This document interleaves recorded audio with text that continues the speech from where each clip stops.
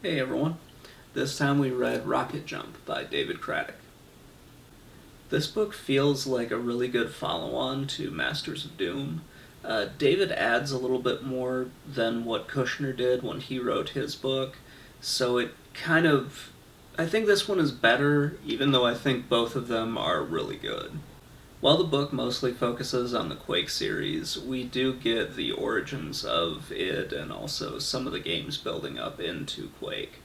It's not like he doesn't linger on it for very long. It happens pretty quick, so you're really moved into Quake really fast.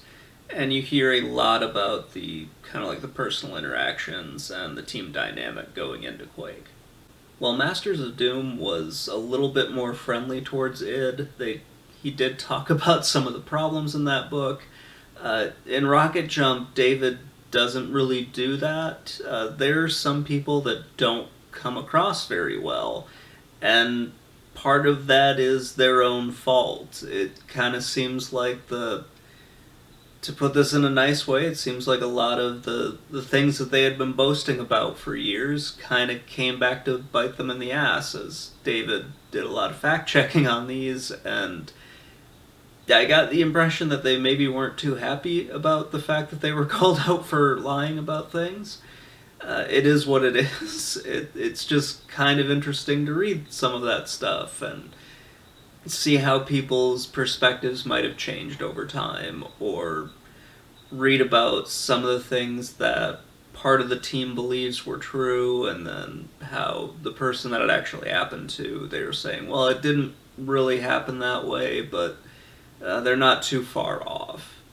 As we get into Quake's development, it's kind of important to keep like the time period in mind as you're reading this. It was still a fairly young company. They had a lot of success with Wolfenstein 3D, with Doom, and then Doom 2, but these guys didn't really know the ins and outs of the business yet. They were still very much just a group of friends that got together, liked games, and they were really good at making them. They didn't always handle situations as well as they probably should, and from reading this, it kind of seems like some people that they hired on, well, they went on to be very good in the industry, and they are very good in the fields that they were in. They did a lot of manipulation to get to where they were, and it's kind of sad to see that sort of unfold, but it is sort of the way the industry works. In a way, this book feels a lot like when I read another David Craddock book on XCOM. They just were kind of... I'm not going to say they were taken advantage of, because they definitely weren't. But they weren't always prepared for what they had to do when it came to certain things. There were some instances that were going on that they probably should have handled better, but they didn't. And yeah, that they were still kind of learning how to not only be game developers, but they were also learning how to run their own company. And say what you want about them, it probably didn't go the way that they all wanted it to go. I feel like a lot of these people wanted to stay together. They wanted to keep making games, but as just kind of the grind of the industry was taking a toll on them, they kind of acted the way that they felt was best, and, the rest is kind of history, as we would say it. The impression I got from reading this was there wasn't a lot of direction given to the team during Quake's development.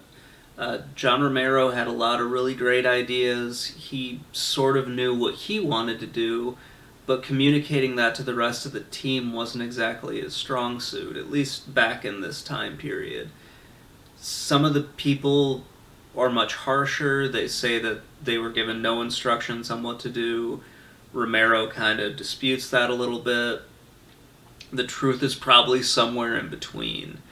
Romero says that he did eventually write up some design documents, which wasn't something that it had done before. Like, this was kind of the first game where they started to kind of turn more into like a corporate game development company, instead of just here a bunch of friends, and they like to make games. It's a very strange story, and it's a story of just a lot of growing pains and a lot of frustration. One thing I really like about this is David gives us more information on how the personal relationships between the different founding members kind of broke down over time. He doesn't go into great detail, and I think that's probably because of the conflicting stories and some people just really not wanting to talk about it and just wanting to move on.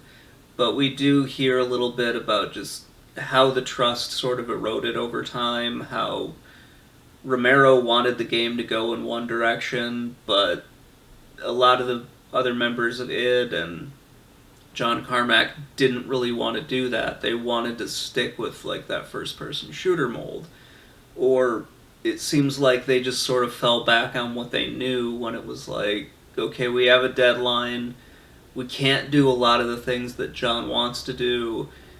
So let's just kind of fall back to doing a better looking, a 3D version of Doom with better monsters, this sort of thing, and this sort of thing. It's kind of sad to read about what Doom was supposed to be, or at least what John Romero envisioned Quake to be, and just what we ended up with at the very end. It's still a great game. It's a lot of fun to play, but when you hear about what they wanted it to be, you kind of feel like, well, maybe that game might have been better. Maybe it would have been something different, at least. Yeah, it's kind of hard to explain, to be honest. A lot of the quotes in here, especially from John Romero at the time, talk about some of the things that he could have done better. He doesn't hold back on himself, and he does say he made a lot of mistakes, and there are things that he could have done better and should have done better. But at the end of the day, he's making a lot of these quotes in I think it was 2015 or 2016 or so. Yeah, he at least admits, he made mistakes. He did a lot of things wrong that he wishes he could have fixed. And it's nice to read about that sort of thing, where you can see how people have grown over time, so there aren't really as many grudges being held and that sort of thing. It's kind of a happy story out of all of this. At least it is for me. I will say this, David doesn't take a side in all of this. He just sort of presents both sides of the story and kind of lets the reader come up with their own conclusion on this. And I think that's done very well, because I never really like it when an author goes, this is the way it was, and you kind of feel like, okay, well, he's telling me one version of events. He's not really telling me the whole story. I'm guilty of doing that too, but it's just kind of refreshing to see that being done in a book like this. David makes a lot of comparisons between Doom and Quake in this, and he talks about how they're two sides of the same coin now. Doom is more of the story-driven games, or at least they became that, whereas Quake would eventually become more of the multiplayer games. And yeah, that's kind of true. It's mentioned in here that Quake 1 and Quake 3 kind of go together, and they sort of connect a little bit more. Whereas Quake 2 and Quake 4, they go together, and it's kind of a weird thing. The Quake series is kind of just all over the map, where you have 1 and 3 that don't really have a story, and they're more multiplayer focused, or they became more multiplayer focused. And you have 2 and 4, which are more, they have more of a story. They're more about defeating the Strogg and that sort of thing. It's kind of sad to see that's the way the Quake series was broken up, but it's just sort of the way it was. And as someone who didn't really like Quake when it first came out, because they were kind of burnt out on first-person shooters, and only really got back into it years afterwards, it's kind of sad to see the way that's the way Quake really went. There's one series that I kept going back to while I was reading this. I kept thinking more about the Heretic and Hexen series, and thinking to myself, that's kind of the direction I would have liked id to have gone with some of their games. Especially since those series were built off of id Tech engines and everything. And they moved from that, this is a first person shooter, into this is kind of like that gothic high fantasy first person shooter. And they introduced a lot of role playing elements into it. And that seems to be the direction that at least John Romero wanted to go in, but he just wasn't able to get id to go in that direction. That's stuff that I would have liked from from id. I never got it from them. I had to get it from someplace else. But I feel like if John had been better at communicating his vision to his team, that would have been the direction that they could have gone in, and Quake would have looked very different than it is today. It would have probably been more of that Lovecraftian horror like the first game has, and that would have been something that I would have liked, but I'm not too sure it's something that everybody else would have liked. So the last thing I really want to touch on here is sort of the attitude that I got from the id team. I wasn't surprised at how confident they were, at how proud they were of their games and everything. What I was surprised about is just the attitude that they had about every other first-person shooter out there. There's a lot of, this wasn't made by us, therefore it's bad.